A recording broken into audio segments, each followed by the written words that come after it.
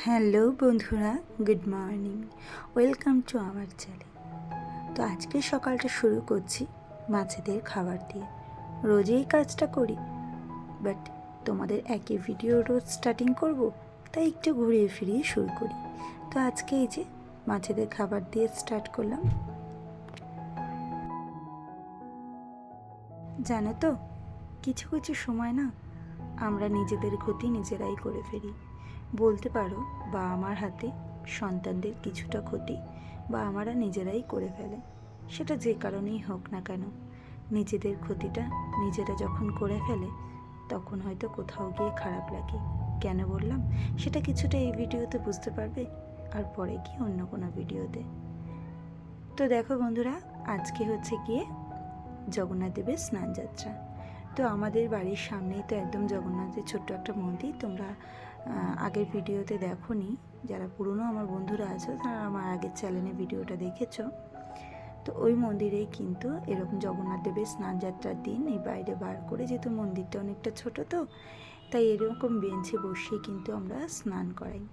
তো এখানে পাড়ার বেপাড়া থেকেও অনেকেই আসে স্নান করাতে, যেহেতু আমাদের এখানে একটাই এখন ছোট মন্দির, শ্রীরামপুরে কেউ যায় না এখন চট করে। তো এই স্নানযাত্রার দিন না খুব ভালো লাগে, বেশ সবাই আসে, জগন্নাথদেবকে স্নান করায়, ধূপ মোমবাতি জ্বালায়। তো সেরকম করে আমিও চলে এসেছি শাড়ি পরে। এখানে বড়দের সাথে সাথে না ছোটরাও কিন্তু জগন্নাথদেবকে স্নান করায়। তো এখানে ছোট ছোট গাবলায় করে বসিয়ে রেখেছি, আর এগুলো কিন্তু কাঠের মূর্তি, প্রতিষ্ঠা যখন করেছিল তখন তৈরি করেছিল। আর এই যে মন্দিরটি অনেকটাই ছোট, কিন্তু তাতেও কিন্তু এখানে খুব সুন্দর করে পুজো আচ্ছা হয়।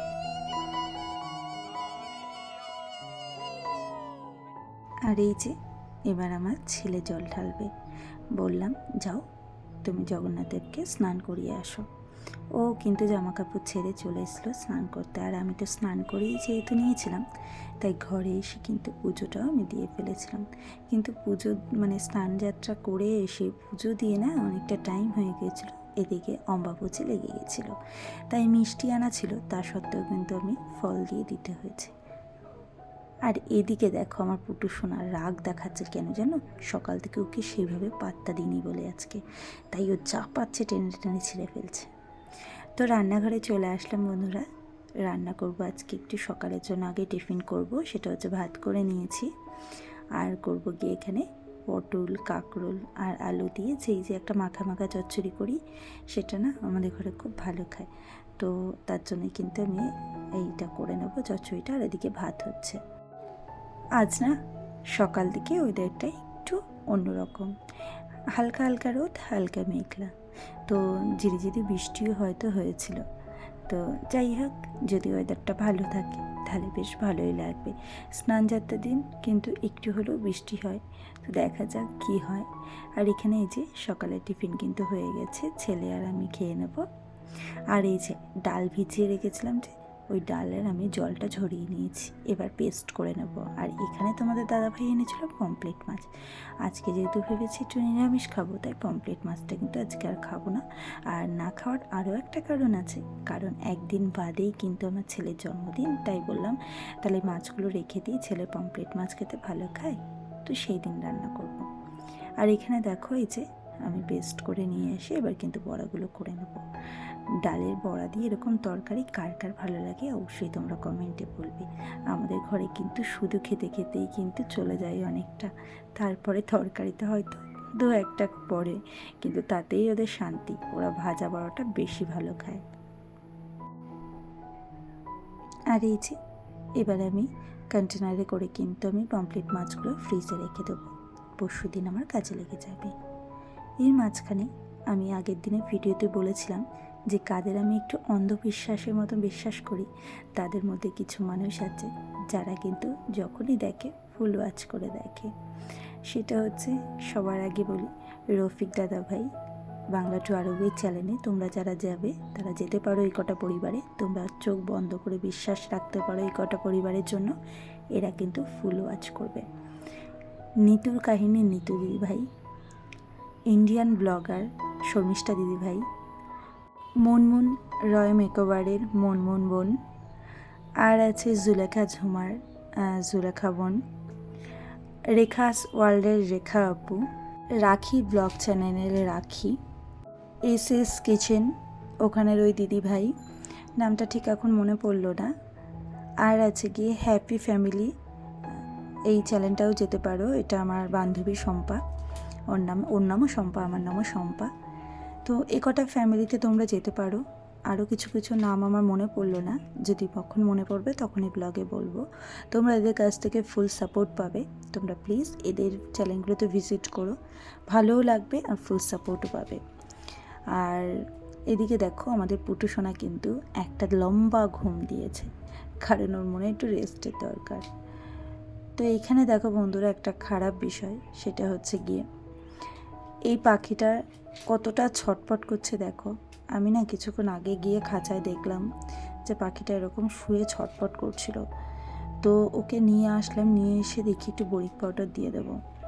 ওর না গলার যে পাতলা চামড়াটা না ওটা ছিঁড়ে গেছে, যার জন্য কিন্তু ওর আজকে এই অবস্থা। এটা কেন হয়েছে জানো তো? ওই যে বললাম বাবা মায়ের কিছুটা বেখেয়ালি বা কিছুটা বেশি আদর যত্নের ফলেই কিন্তু অনেকটা সন্তানের ক্ষতি হয়ে যায়। এখানেও সেটাই হয়েছে। মা আর বাবা মিলে এতটা পরিমাণে খাবার খাইয়েছে বাচ্চাটাকে, তার যে গলা থেকে শরীরের বুক পর্যন্ত যে একটা পাতলা স্তর থাকে সেটাই ফেটে বেরিয়ে গেছে। আর আমার মনে হয়েছে এখানে কোথাও গিয়ে যে ওরা তো ঠুকরে ঠুকরে খাবারটা খাওয়ায় বাচ্চাদের, তো তখন হয়তো এই বারবার এই আঘাতের জায়গাটাতে বেশি পরিমাণে ঠোকরটা পড়াতে কিন্তু এরকম গর্ত হয়ে গেছে।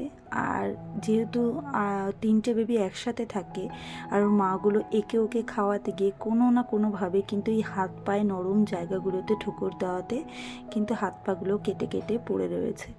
তো খুবই খারাপ অবস্থায় ওকে আমি খাঁচা থেকে বার করে এরকম বরিক পাউডার দিচ্ছি, খুবই কষ্ট হচ্ছে দেখে। এই যে ওকে এবার আলাদা একটা হাঁড়িতে রেখে দিয়েছি যাতে ও সুস্থ থাকে।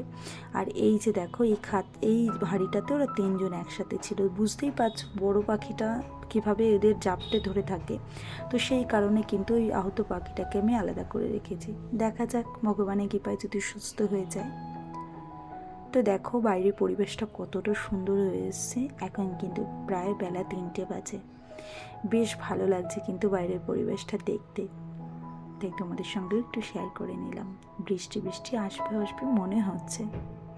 আর এখানে দেখো ঘরে এসে পুরো অন্ধকার। তো তোমাকে এত বেলাই আজকে ঘরের কাজকর্ম দেখাচ্ছি যে আমার ঘরের কাজ কিন্তু সমস্ত কিছু কমপ্লিট করে রেখেছিলাম।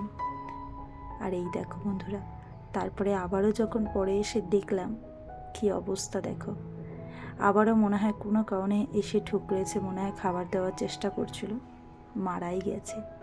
তো বাবা মায়ের অতিরিক্ত ভালোবাসার ফলেই কিন্তু আজকে পাখিটাকে এইভাবে অকালে চলে যেতে হলো।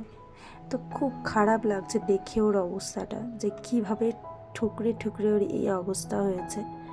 তো আর ওর পেটটা দেখো তোমরা, বুকের কাছটা বুঝতেই পারবে যে কতটা খাবার ঠেসে ভরা। তো যার কারণে কিন্তু এটা হয়েছে। তো সন্তানের ভালো করা ভালো, কিন্তু অতিরিক্ত সন্তানদের ভালো করতে গিয়ে কোথাও না কোথাও আমরা সকলেই একটু হলেও সন্তানদের খারাপ করেই থাকি। তো দেখো সন্ধ্যাবেলায় কিন্তু বেরিয়ে পড়েছি, তবে এই সন্ধ্যাবেলাটা কিন্তু সেই দিনের সন্ধ্যাবেলা নয়, এটা কিন্তু 23 তারিখের সন্ধ্যাবেলায়।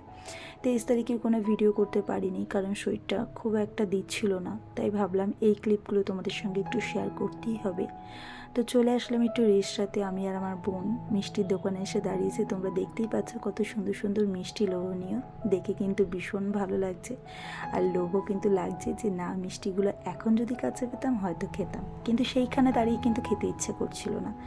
তো ছেলের জন্মদিন 24 তারিখে, তোমরা অনেকেই এখন পর্যন্ত জেনে গেছো।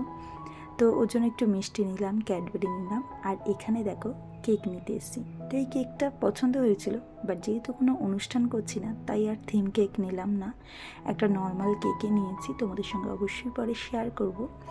আর বোনকে একটা কেক খেতে দিয়েছি, সেটারই একটু ভিডিও করছিলাম, ওর হাসাহাসি করছিল সেই নিয়ে, যে আমার খাবার সময় তোর ভিডিওগুলো করা পড়ে। আমি বললাম হ্যাঁ তুই খাবি আর সবাই দেখবে। তো যাই হোক, বোন আর দিদি মিলে তো এইটুকু খুনসুটি করবোই।